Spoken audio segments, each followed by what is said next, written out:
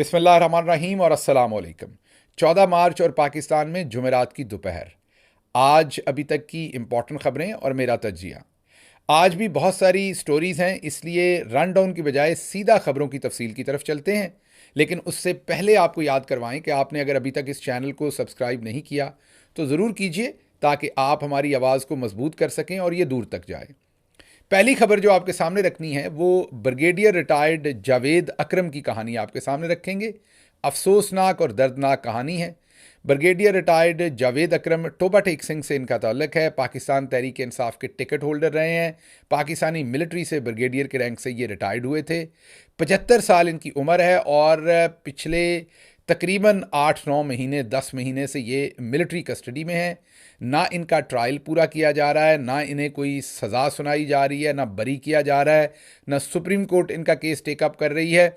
और ब्रिगेडियर साहब वहाँ अकेले नहीं हैं। आपको पता है कि वहाँ 105 लोग हैं। 104 पहले थे और एक किसी और को गिरफ्तार किया गया, शायद रिटायर्ड मेजर साहब हैं कोई, उनको गिरफ्तार किया गया। तो 105 लोग हैं, इंक्लूडिंग ब्रिगेडियर जावेद अकरम।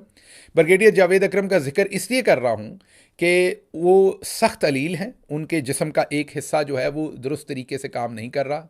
मुझे नहीं पता उनको कौन सी बीमारी है, क्योंकि उनके डॉक्टर से तो मेरी बात नहीं हुई, और उनकी फैमिली को भी पूरी तरह से नहीं पता कि क्या बीमारी है। उनका इलाज मुआलजा भी पूरा हो रहा है कि नहीं हो रहा, किसी डॉक्टर को दिखाया जा रहा है कि नहीं, वज़न उनका शदीद कम हो चुका है। 75 साल उनकी उम्र है। आप खुद सोच सकते हैं। और हमारी रियासत की जो प्रायोरिटीज़ हैं उसकी समझ नहीं आती कि वो इस तरह के जो पाकिस्तानी मुहिब्बे वतन पाकिस्तानी हैं उनके साथ करना क्या चाहते हैं। एक तरफ सुप्रीम कोर्ट इस केस को वाज़े फ़ैसला कर दिया था कि सिविलियन का ट्रायल मिलिट्री कोर्ट्स में नहीं हो सकता। जो असूल का इंसाफ का फ़ैसला था वो यही था। लेकिन फिर दूसरी तरफ दोबारा पता नहीं क्या मैनेजमेंट की गई, क्या हुआ कि उसी कोर्ट ने एक एक सिर्फ लटकाने वाला फ़ैसला दे दिया कि जी आप ट्रायल कर लें, फ़ैसला ना सुनाएं। पता है कि आप नहीं कर सकते ट्रायल सिविलियन का मिलिट्री कोर्ट्स में, पाकिस्तान का कानून यही कहता है। लेकिन इस चीज़ को लटकाने के लिए ये एक इख्तियार दे के इन लोगों की किस्मत के ऊपर ताले लगा दिए गए, अंधेरे ताले लगा दिए गए। अब ये लोग उन काल कोठरियों में सड़ रहे हैं, 75 साल के बुज़ुर्ग हों या नौजवान हों। पहले हमने हसन खान नियाज़ी की कहानी आपके सामने रखी, वकील साहब का इंटरव्यू जो था वो हमने सुनाया, जो उन्होंने उनके बारे में बताया। आज हमारी किसी से बात हुई थी ब्रिगेडियर रिटायर्ड जावेद अकरम साहब के बारे में। ये कहानी आपके सामने रख रहे हैं हम सुप्रीम कोर्ट से, काजी साहब से।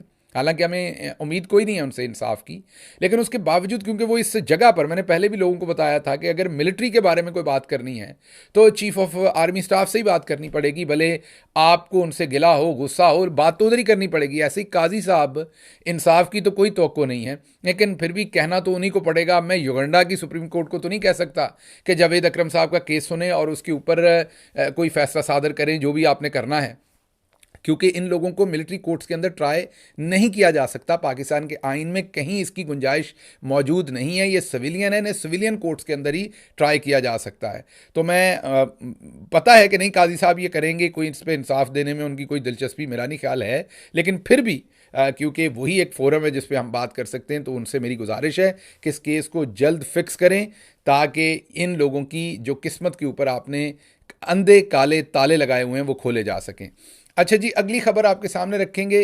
अरफा करीम टावर दोबारा बनाने के मंसूबे का बाजी मरियम ने ऐलान किया है और तस्वीरें भी जारी की हैं। हालांकि हम आपको तस्वीर दिखा रहे हैं कि चौधरी परवेज़ अलाई ये मंसूबा बहुत पहले, जिस तरीके से चंद दिन पहले इलेक्ट्रॉनिक बसें, उससे पहले अनवर चीमा जो मेडिकल का सेंटर था सरगोदा के अंदर, और बीसियों और जो वो रोज़ जो एयर एम्बुलेंस, ये तमाम चीज़ें जो हैं वो बुज़दार साहब और चौधरी परवेज़ अलाई कर गए हुए हैं। और उन्हीं के अब अरफा करीम टावर 2 का भी संगे बुनियाद वो रख गए थे। अब उसके ऊपर भी वो रोज़ अपनी तख्तियाँ लगा रही हैं और बताना ये चाह रही हैं कि वो बहुत काम कर रही हैं। वफाकी काबीना ने हल्फ उठा लिया है जी। भले खिले हुए बाछें खोल खोल के चेहरों के साथ हमारे दोस्तों ने अपनी तस्वीरें लगाई हैं, और दूसरी तरफ जावेद लतीफ़ जैसे दोस्त कह रहे हैं कि हम कठपुतली हैं, हमें ज़बरदस्ती काबीना में लाया गया है। इन्होंने सीटें भी लेनी है, इन्होंने अपना सारा काम भी डालना है, माल पानी भी यहाँ बनना है, अपने इन्वेस्टर्स के माल पानी भी बनने हैं, एक दफ़ा सफाई भी होनी है पाकिस्तान के पूरे ख़जाने की। और उसके बाद इन्होंने कहना है कि हाँ, तो मैं तो रज़िया थी, मैं तो गुंडों में फंसी हुई थी, मुझे तो ज़बरदस्ती मेरे से ये हुकूमत करवाई गई। ये बाद में ये कहा जाएगा, ये लिख लें, आज ये रिकॉर्ड का हिस्सा बना लें। आज इनकी ये तस्वीरें और इनकी हंसियाँ और इनकी ये जो मुस्कुराहटें हैं, ये आपने याद रखनी है इन तमाम दोस्तों की। ये जिस तरीके से बैठे हैं दफ्तरों में, ये शौक से बैठे हैं। अब आगे हल्फ ले लिया इनको, अब इनको भी नहीं पता इन्होंने आगे करना क्या है, सवाए लूट मार के, और कोई चीज़ इनको नहीं पता। जो बाइडन और डोनाल्ड ट्रंप आमने सामने, मैं आपको पहले दिन से ये तज्जिया दे रहा हूँ कि डोनाल्ड ट्रंप जो हैं वो जीत रहे हैं, और मुझे यही लग रहा है कि वो जीत कर, मेरा तज्जिया यही है कि वो अमेरिकी सदर बनने जा रहे हैं। और अब उन्हें रिपब्लिकन पार्टी से हतमी तौर पर ग्रीन सिग्नल मिल गया और जो बाइडन को डेमोक्रेट से मिल गया। तो वो जो एक यहाँ पर प्राइमरी रेस होती है जिसमें ये तय होता है कि डेमोक्रेट पार्टी और रिपब्लिकन पार्टी से किसने आगे आना है, वो तय हो गया मरहला। अब यही प्रेसिडेंशियल कैंडिडेट हैं दोनों, एक तरफ से डोनाल्ड ट्रंप और दूसरी तरफ से जो बाइडन। और अब इलेक्शन नवंबर में होगा, और जो मेरा तज्जिया था वो मैंने आपको दे दिया। बाकी इस इलेक्शन के ऊपर क्लोजली नज़र रखेंगे, क्योंकि मैंने आपको बहुत दफ़ा बताया कि इस इलेक्शन के पाकिस्तान के ऊपर गहरे असरात और रेमिफिकेशंस होने हैं। उसके लिए मैंने पूरा एक वीलॉग किया था, उसके ऊपर कभी फिर बात करेंगे।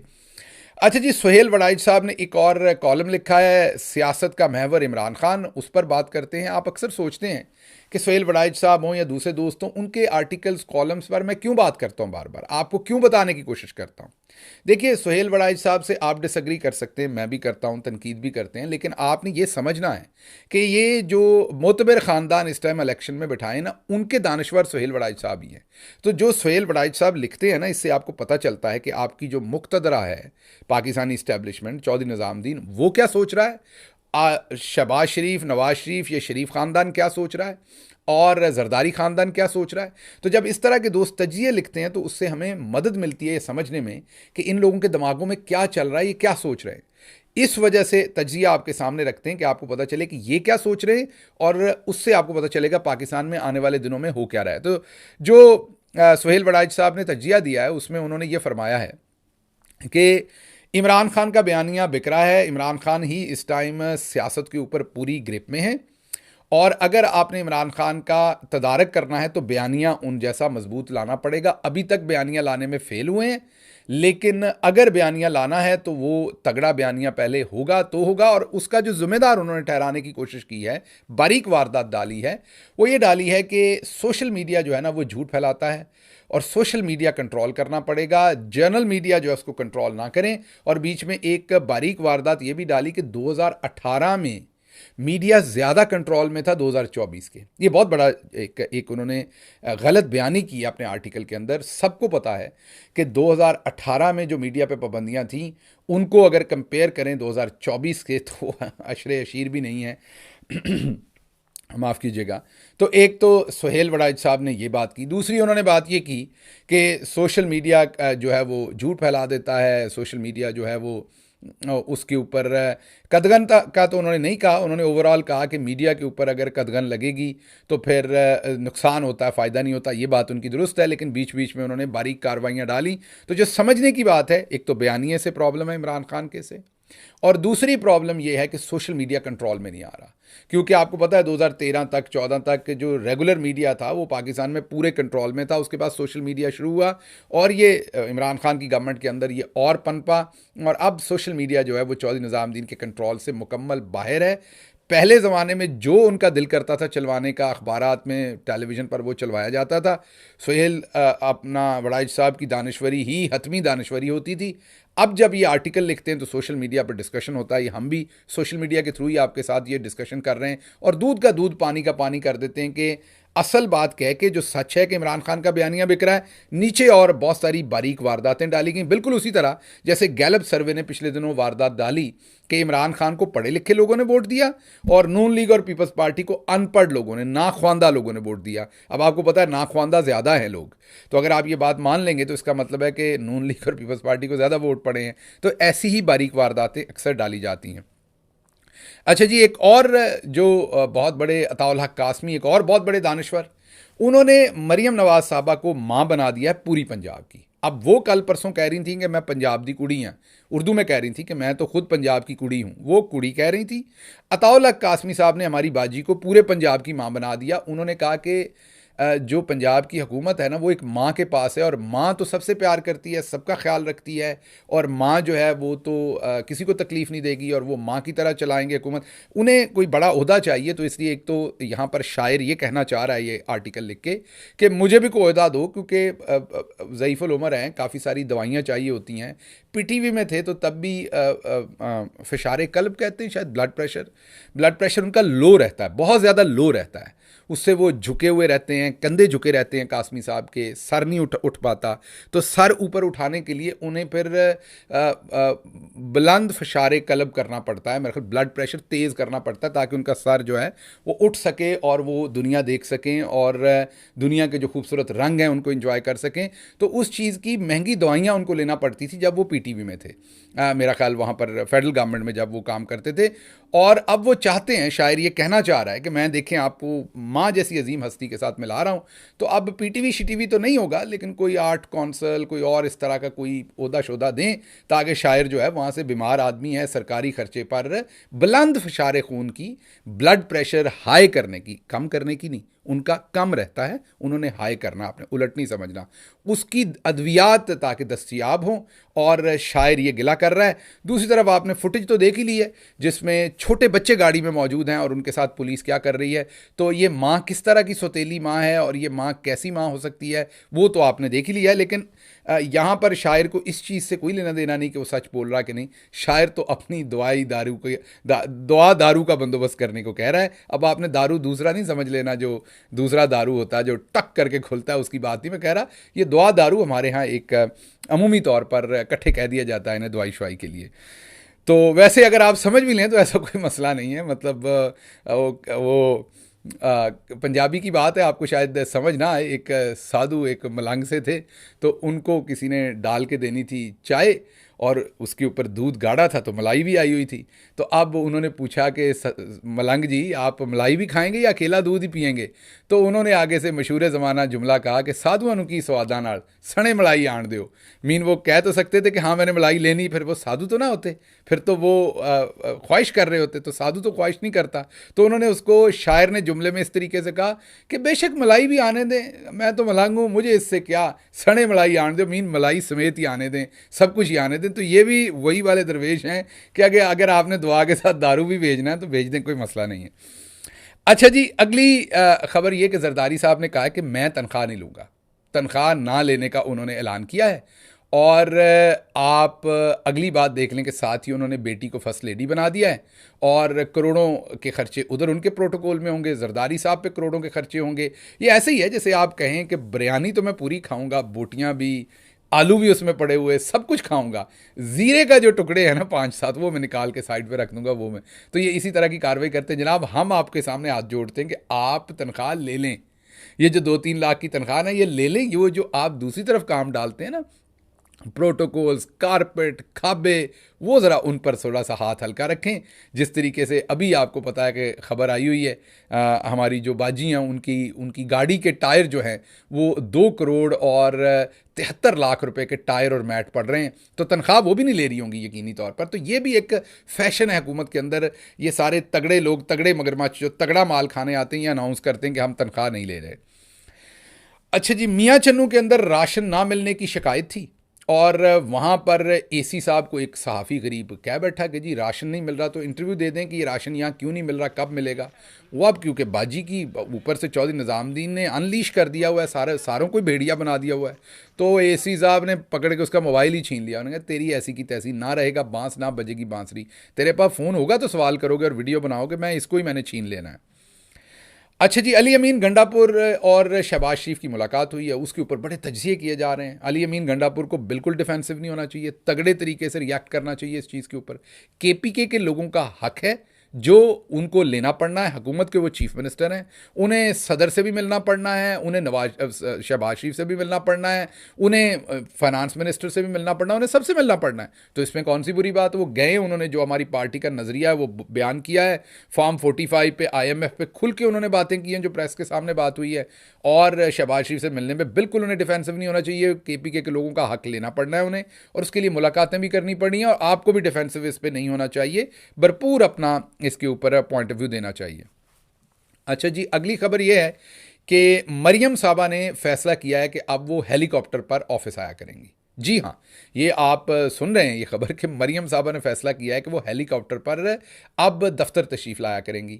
अब ये हमें हमारी समझ से बाहर है कि हेलीकॉप्टर पर अगर वो दफ्तर तशरीफ़ लाएंगी तो वो तमाम जो बयानिया इमरान खान के ख़िलाफ़ बनता था, सिर्फ ये लोग ही नहीं, हालांकि काजी फायज ईसा साहब भी टिचकरें करते थे, जिन्हें पंजाबी में हम टिचरें भी कहते हैं, वो भी भब्तियाँ कसते थे, वो भी जुमले कसते थे।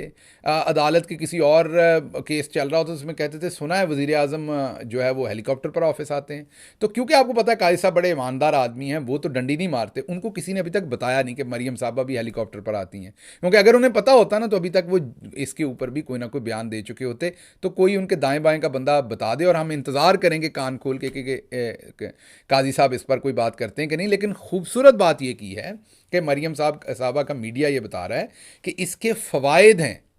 पहले इमरान खान जब जाते थे सिक्योरिटी और दूसरी वजूहात की वजह से तो कहा जाता था कि इसके तो ये तो मुल्क लूट दिया। याद होगा आपको हेलीकॉप्टर कितने का चलता है, कितने किलोमीटर में कितना पड़ता है, क्या होता क्या नहीं, उसके फिगर्स इशू किए जाते थे, क्या कुछ कहा जाता था।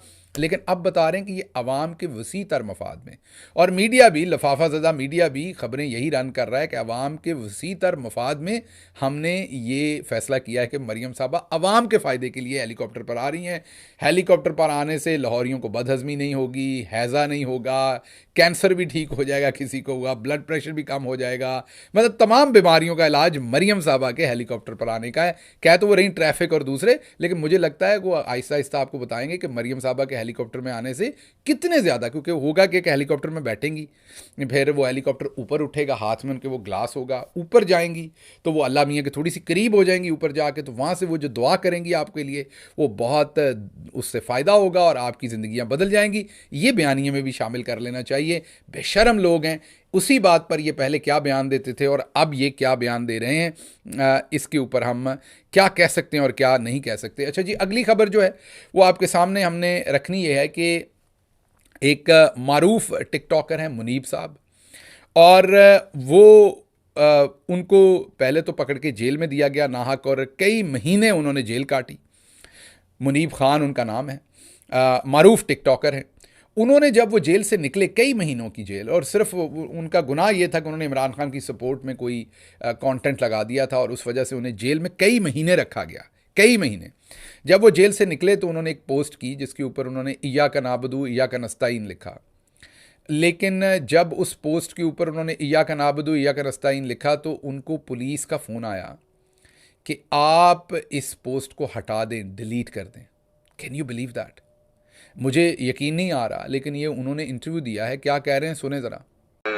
रब्बी सिर्फ एक पोस्ट लगाई थी इया का नाम बदो इया का नस्ता है, मुझे उस पे भी कॉल्स आई पुलिस की। मैंने कहा यार खुदा का वास्ता, ये कुरान की आयत है। नहीं यार, वो आपको पता है कौन बोलता है।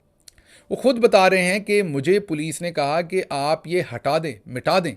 मतलब इमरान खान की दुश्मनी में अब हमें कुरान से भी मसला है। उसने कहा यार ये तो कुरान की आयत है। उन्होंने कहा तुम्हें नहीं पता ये कौन कहता है, हटाओ इसे। अब इस पर मुझे मज़ीद तबसरा नहीं करना कि ये लोग किधर तक पहुंच गए हैं, ये बेशर्मी किधर तक पहुंच गई है, इसके ऊपर मैंने मज़ीद बात नहीं करनी। अगली खबर जो है वो आपके सामने हम रखते हैं कि हमारा आज का पंजाबी वीलॉग जो है वो आज का पंजाबी वीलॉग है कि मुंशी अपना अपना। हाँ जी, फैसला चौधरी निज़ामुद्दीन ने ये किया। आपने वो फिल्मों में हिंदी में तो देखा ही था कि मुनीब जी और मुंशी जो था वो अपना अपना, मीन आपको ये भी पता है कि गले पे अपना बंदा ही बिठाया जाता है, किसी और पर एतबार नहीं किया जाता। अब ये फाइनेंस मिनिस्टर क्या सिर्फ डेवलपमेंट बजट देता है, पैसे देता है, फंड्स देता है, या कुछ और भी देता है? इसके ऊपर हम आज तफसील के साथ बात करेंगे। अपने गांव के लोगों को तफसीलन बताएंगे कि फाइनेंस मिनिस्टर होता कौन है, इसके फ़वाइद क्या होते हैं, और चौधरी निज़ामुद्दीन ने क्यों ये फ़ैसला किया है कि उन्होंने मुंशी सागडार साहब को मुंशी नहीं रखना बल्कि अपना मुंशी लेके आना है। इसके पीछे सारा मामला क्या, और नून लीग इस पर इतनी नाराज़ क्यों है? कॉम्प्लेक्स डिस्कशन होगी पंजाबी के अंदर, कोशिश करेंगे आसानी करके इसको पेश करने की। ये आज का पंजाबी वीलॉग है। इसके साथ ही मुझे इजाज़त दीजिए। अल्लाह आपका हामी और नासिर हो। पाकिस्तान जिंदाबाद।